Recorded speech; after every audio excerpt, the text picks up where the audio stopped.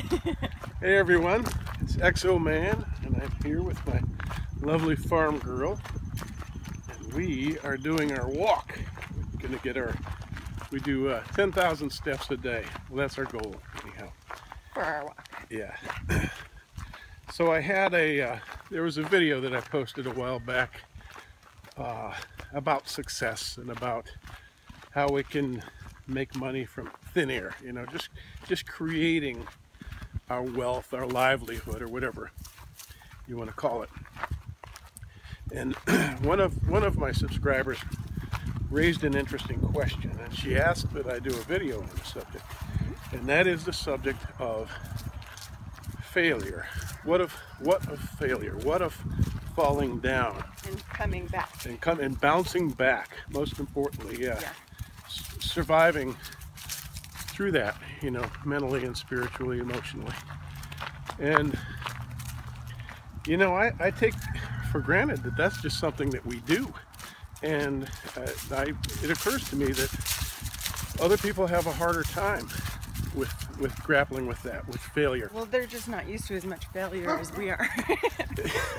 Very well put. We are We've very gotten used to it. Yeah. Well, that's an interesting way of opening this up, is to say that we too, individually and together as spouses, are very, very familiar with failure many times over. And so, you know, a little background. This one, college educated, Tulane University alum. She, business school in the 80s. She was pretty much destined for success. And me, middle school dropout, I also was destined to succeed one way or another. Yeah. Now, You made sure of that. yeah. So that's kind of, so to open up the discussion of failure, I just want to look at life as a whole. That's what I always do. Our lives are, in a sense, our individual tapestries. And when you start to look at it like that, you're stepping back and you're looking at the larger picture of your life, be it linear or be it a sphere, or however you want to envision it. I look at it as a tapestry, or a timeline, or whatever you want to call it. And not so much each individual instance, but all of it as a whole. And it helps to do that because you're constantly creating, you're endeavoring. And how boring would it be if your tapestry was simply win? You know, Yeah. W-I-N. That's all you did. Yeah. That's all you ever You did. gotta have the lows to feel the highs. Exactly. What fun would it be to be on the top of a roller coaster ride and sit there all day? And have no challenge. And no rush, Yeah. no exhilaration of plummeting and coming back up. Yep. That's what life is all about. It's the highs and the lows. Yep. It's the ride. It's not necessarily the destination. Exactly. Yeah. Yeah. And you know, it's over when you're dead, so enjoy the ride. Oh God. So that's the way I look at it.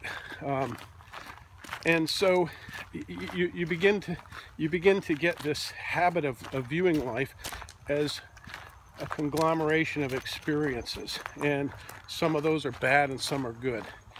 And myself, as an artist, that's how I view life. You can't have highlights without shadows. Everything exists. If you look at the yin yang, study that. It tells you everything. It speaks volumes. A simple little design speaks the cosmos to us all. Yeah. Don't overlook that. It's not just some hippie symbol. Look at it right now, yin yang. Without darkness, you cannot have light. We all enjoy the light, but without hot, you can't have cold. Yep. So what about, everybody wants to win. We get that. Everybody wants to succeed at everything. But you're gonna fail. You're gonna have I mean, failures. most entrepreneurs fail 25 times before they get a success. And what about lovers? And what about marriages? Well, hopefully not that many failures, but sometimes. Yeah. You never know. If you keep choosing the wrong people, and you have to make good decisions and good choices, and yeah. there we get to the and hopefully you learn each time you fail. I mean, that's what a failure is for. Yeah, it's educational, learn and instructive. Pick yourself back up. So we got the choices here, making good choices. You have to make a wise choice for a partnership, any kind of partnership, business partnership, life partner. You can't just have a fantasy and say, okay, this is going to work because I have a fantasy. And it's going to be perfect forever, and if it's not perfect, it's a failure. Yeah. Sometimes you just have to move on from things that aren't working. Yeah. But making the right choice is everything. And for example, find your dharma. In the East, the Hindus have used the expression dharma, which loosely translated as do what you love. What you wanted. In a wholer sense, it's the order of the cosmos. Everything being in order in your world, and complying with that, aligning your mind, body, and spirit with dharma. We are in a sense a microcosm of the universe. Yeah. The people that surround us, it's the feng shui. Yeah. So of life. So when I was by example, when I was a little boy, it's finding what is the essence of me. We make all these choices that really aren't us. We have these fantasies, these notions about what we can be or what we want to be. I want to be president of the United States. Or other people have notions of what we should be. Yeah. We try and follow those. Exactly. We try to live up to expectations, sometimes our own, sometimes those of other people. But what you have to do is sort of, kind of let go. And in letting go, find yourself, find your true dharma, find how you are organized with the cosmos. Just understand what you like doing and what makes you feel good. Yes, yep. Exactly. And sometimes that's the hardest thing for people. Yeah. And you watch as people are born and by age 5 are concert pianists. That's just the way it goes. Yeah. Huh? That happens for some people. Yeah. But that's their dharma, Stars. and they were born connected to it. They were born with an innate understanding of who they were to be. Most of us aren't born like that. Most of us, it's an Easter egg hunt, and it's damn fun if you really think about it, because it's a mystery, and who doesn't like a good mystery? It's sometimes frustrating when the mystery is our life and we have to figure it out, but it's a puzzle. So you get to the age of reason and you say, hey man, I've got to stop chasing these butterflies and let one land on me. You know what I'm saying? You know what I'm saying? Yeah. You just kind of find peace and serenity and it will come. Let it flow. Just start, looking at what you're good at, looking at what really turns you on. And if it doesn't work the first time, you just try again. Yeah. And don't think of it as a failure. Think of it as a learning experience. Yeah. Well, we've had a lot of learning experiences. Yeah. Truthfully, we have failed. What kinds of things have we failed at? I've cried a lot. Yes. I've been there. The shoulder, look at my right shoulder. We've tried so many different businesses. Okay, let me go back to my notions as a youngster. I wanted to be a rock star. Yeah, me. And why did I want that? Well, you're creative, you're artistic. Well, maybe you could do it. It just didn't work. I picked up a guitar and I learned the chords and I did all the things, and granted I didn't go to school for it, but I didn't feel it. I didn't connect with it, and I felt cursed. Like, why is it so easy for others, but for me it's such a struggle to learn the very basics. I didn't have the flow. Yeah. I also wanted to be a movie star. Again, why did I want that? Because because your family was kind of in that. My family was very creative. Yeah. But this is not really about me. I'm just trying to get to the point. But yeah, I wanted to be a movie star, and so I struggled. That was your direction. As an actor. I went into acting, and I can do it, but is it really my dharma? And I don't want to say yes or no, but it's just, it's not, it's not something that happened. Now it's just a hobby. Now it's one of those things that I enjoy doing, and I truly do enjoy it, and I feel like I'm good at it. But I don't feel like I'm any Al Pacino or Meryl Streep. You know what I mean? So I just do what I love, and that is actually for me it turns out to be a lot of different things. Well, you're creative in that you make these videos and you want to help people, and that makes you feel good, so you get a good reward. Right. For helping people. And I used to paint paintings, and that was fun for me. But this is not about my dharma anyway. But I found that I just like to be creative, like we said. Yep. So it can take a lifetime for some of us, and when you don't find it in the first 40 years, don't be disheartened. You're knocking on the wrong doors, maybe. Just consider that. Yeah. And when you fall down, and sometimes you just tweak a few little things in your life, and everything falls into place. Yeah. So true. And sometimes people feel like they're going to give up right before they succeed. Yeah. So. And that happens all the time. Sometimes you are on the right path. Yeah. You bring up a great point, and you just got to keep trying. But how do you know the difference?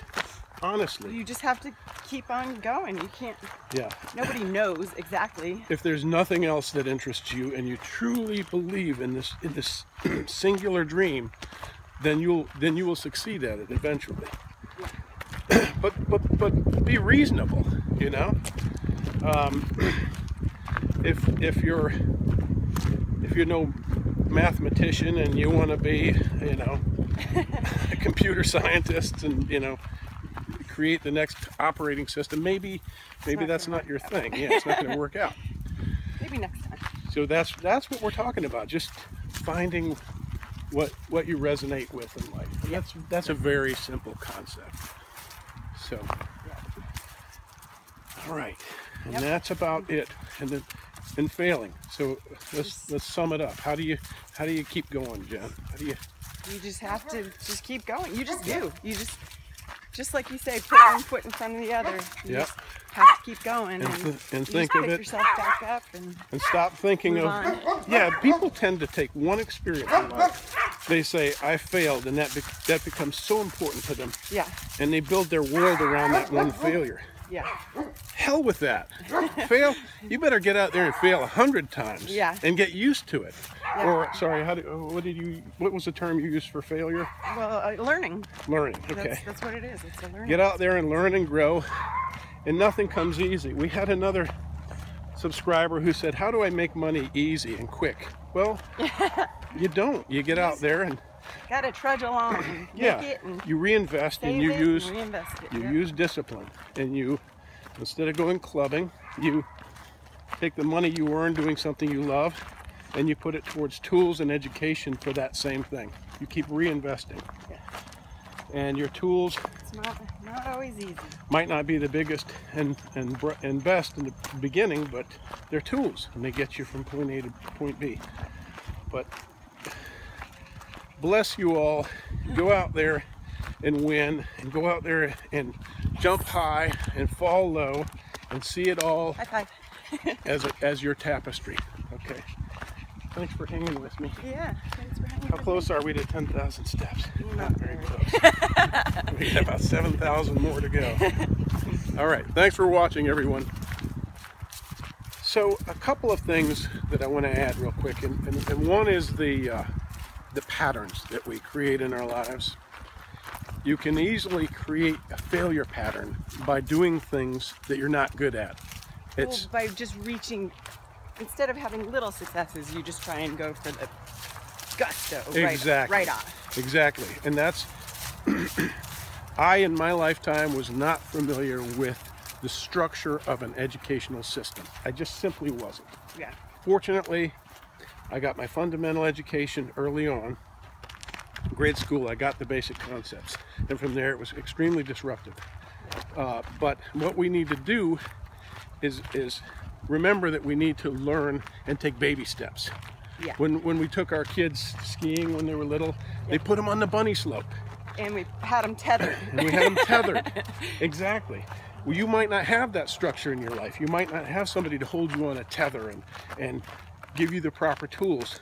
So you have to foster that environment for yourself, like I did in my life. You have to set yourself up for a series of small successes, right? Yep. However humble, because it does something in here. You become success-oriented.